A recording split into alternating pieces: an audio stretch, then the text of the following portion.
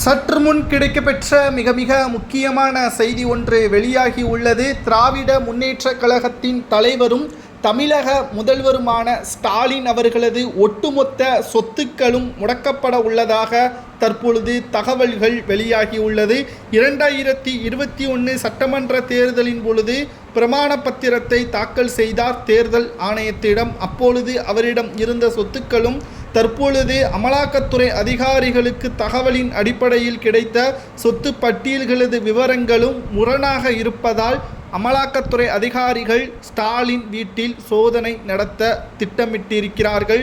நாம் 3 நாட்களுக்கு முன்பாகவே ஒரு வீடியோ ஒன்றை பதிவு செய்திருந்தோம். அதில் உள்துறை அமைச்சர் அமித்ஷா அவர்கள் தமிழக முதல்வர் ஸ்டாலின் அவர்கள் தலைமையிலான ஆட்சியில் 39,000 கோடி மெகா ஊழல் செய்யப்பட்டிருப்பதை உறுதி செய்துள்ளோம் என்பதை தெரிவித்திருந்தார்.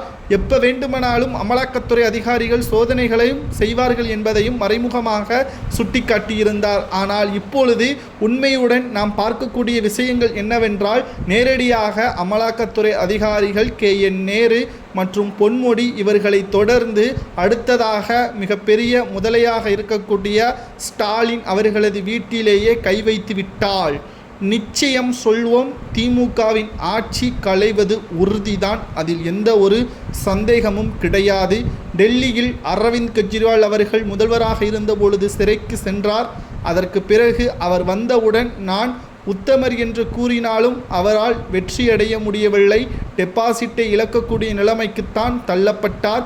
அதே நிலைமைதான் தமிழகத்திலும் நடக்கும். அடுத்து 2026 மே மாதம் நடைபெறக்கூடிய சட்டசபை தேர்தலில் எதிர்க்கட்சி தலைவராக கூட வர முடியாத ஒரு சூழல் ஸ்டாலினுக்கு அமையும் என்ற தகவல் தான் தற்பொழுது கிடைக்கப்பெற்றுள்ளது.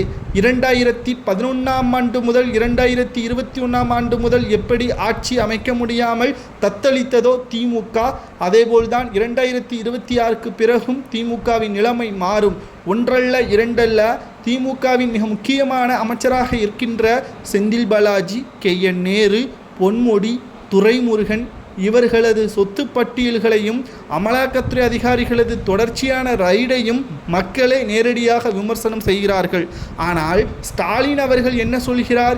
எனது கட்சிக்காரர்கள் யோக்கியர்கள், அவர்கள் மீது பொய்யான குற்றச்சாட்டுகளையும் பொய்யான அமலாக்கத்துறை ரைடுகளையும் நடத்தி எங்களை அவமானப்படுத்துவதாகவும் தெரிகிறார்.